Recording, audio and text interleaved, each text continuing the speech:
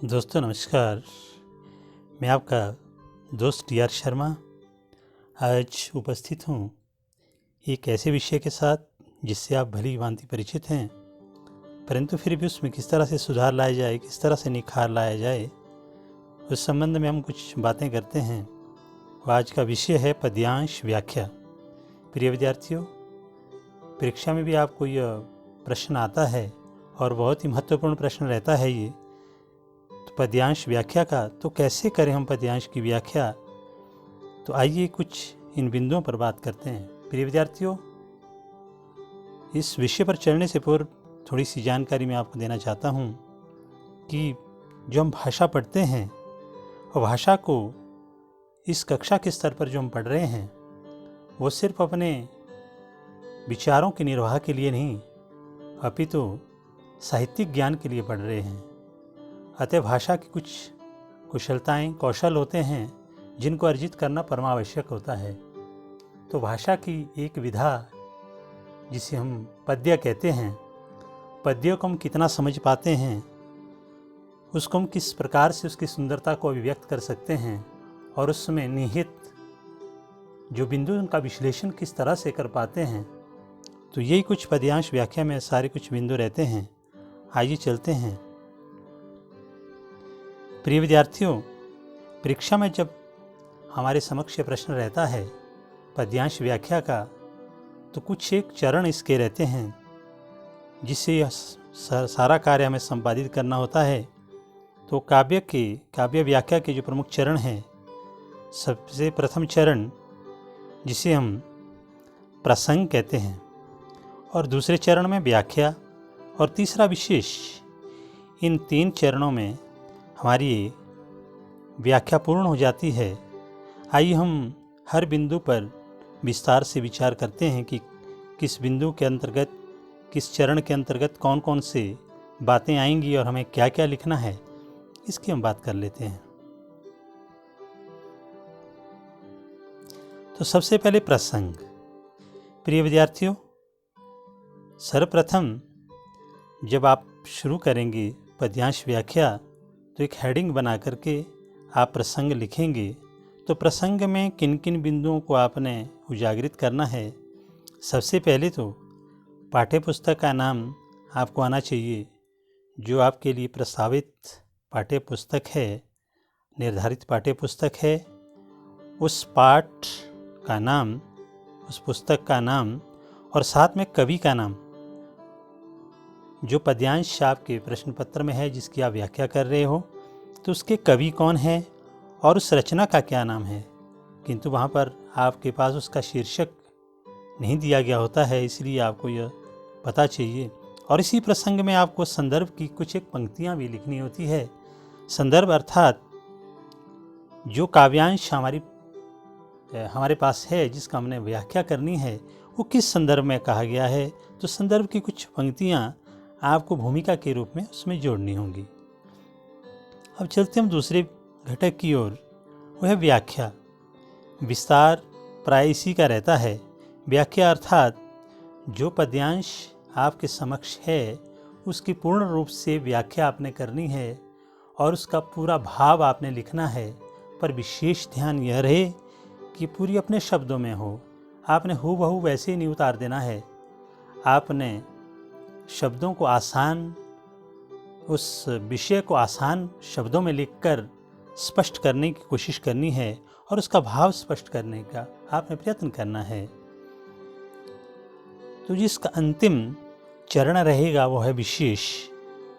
प्रिय विद्यार्थियों, मुख्य रूप से इस विशेष से ही आपकी पहचान हो जाती है कि आप उस पद्यांश को कितना समझ पाते हैं। विशेष जितना प्रभावी आपका रहेगा, तो उससे आपका मूल्यांकन हो जाएगा कि आप उस पद्यांश के संबंध में कितनी जानकारी रखते हैं और उसका विश्लेषण करने में आप कहाँ तक आप सफल हुए हैं। तो ये बिंदु निर्धारित करते हैं जो आप विशेष में लिखेंगे। इसमें 4-5 बिंदुओं को आपने अवश्य ही आपने इनको लिखना है। तो सबसे पहला जो बिंदु आप लिखेंगे इस विशेष में, वो विशेष कथन आपने लिखना है।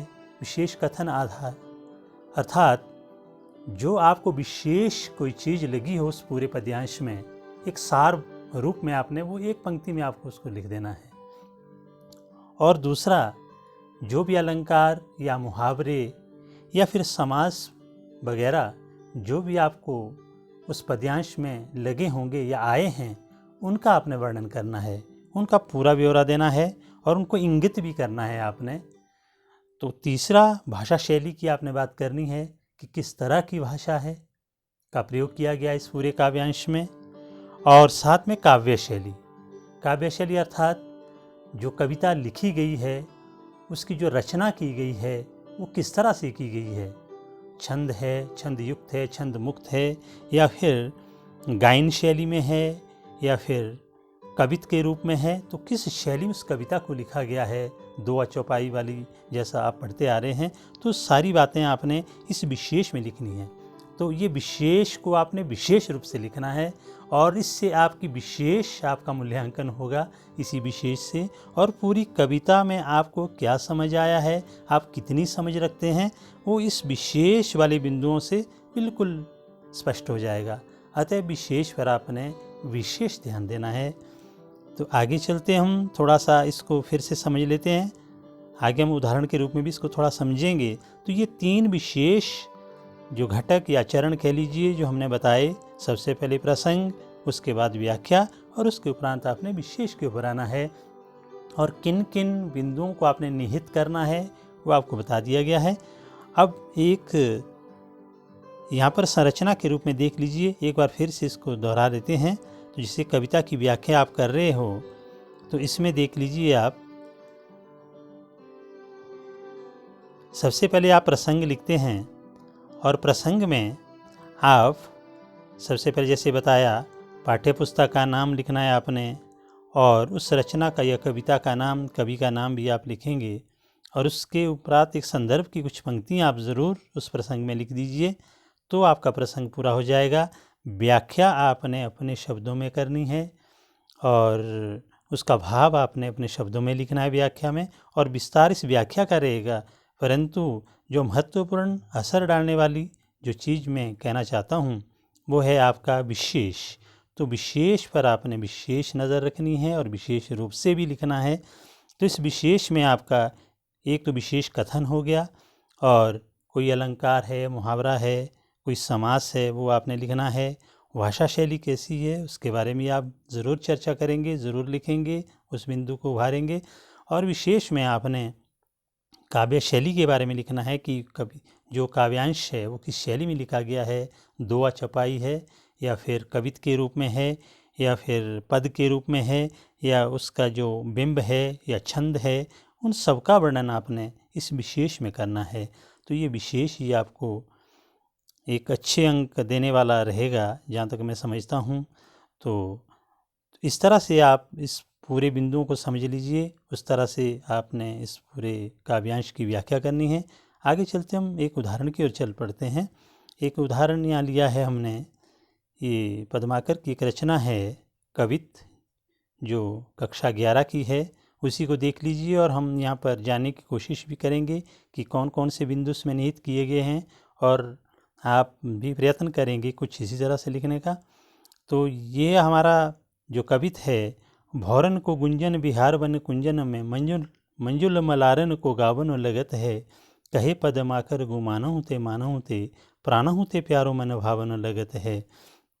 मोरन कसोर घन घोर छहु ओरन, हिंडोरन को वृंद छवि छावन लगत है, निह सर सावन में मिह वर सावन में, सावन में झूली वो सुहावन लगत है।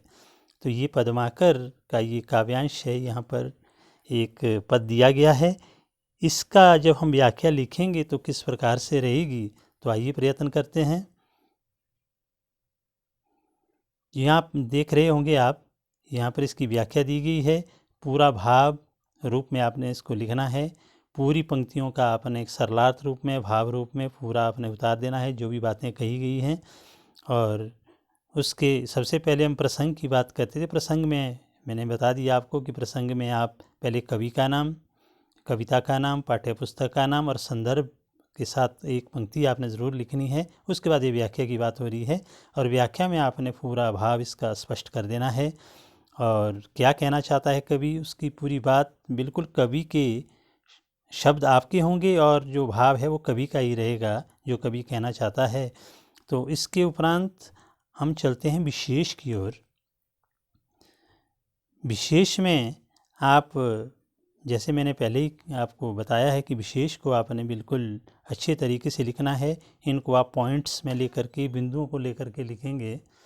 तो जैसे इस पूरे पद्यांश में सावन मास की वर्षा का मनमोहक चित्र प्रस्तुत हुआ है, तो ये हमारा जो रहेगा, तो ये विशेष कथन आपका आ गया यहाँ पर। जो पहला बिंदु है कि सावन मास की वर्षा का मनमोहक चित्र प्रस्तुत हुआ है, ये विशेष कथन हो गया। तो पूरे काव्यांश में सावन मास की वर्षा का चित्रण हुआ है, तो ये बिंदु हमने ले लिया, जो हम पीछे भी हम देख रहे थे। स्वर मैत्री के कारण लयात्मकता उत्पन्न हुई है। तो यहाँ स्वर मैत्री देखिए, भौरन को गुंजन बिहार वन कुंजन में मंजुल मलारन को गावन लगत है। तो एक तरह के शब्द कुछ बार बार इसमें आ रहे हैं, एक तरह की लय के, तो इसलिए स्वर मैत्री लयात्मकता है। तो ये शैली का रूप हो गया, काव्य शैली हमारी हो गई। और सुंदर बोलचाल की ब्रजभाषा का प्रयोग हुआ, ये हमारी भाषा शैली हो गई। उसके बाद मंजुल मलारन और छवि छावनों, ये मंजुल मलारनों शब्द है, ये छवि छावनों यहाँ आप देख रहे होंगे। तो इसमें अनुप्रास अलंकार आप देख रहे हैं, तो यहाँ पर अलंकारों की बात भी हुई है। तो ये पूरी बातें आप ध्यान से लिखेंगे और उम्मीद करता हूँ कि आप अच्छे अंक प्राप्त करेंगे यदि आपका इस तरह से ये हमारा पद्यांश व्याख्या वाला रहा। तो उम्मीद करता हूँ कि आप समझे होंगे। फिर किसी अन्य महत्वपूर्ण विषय के साथ आपके सामने फिर उपस्थित होंगे। तब तक के लिए धन्यवाद।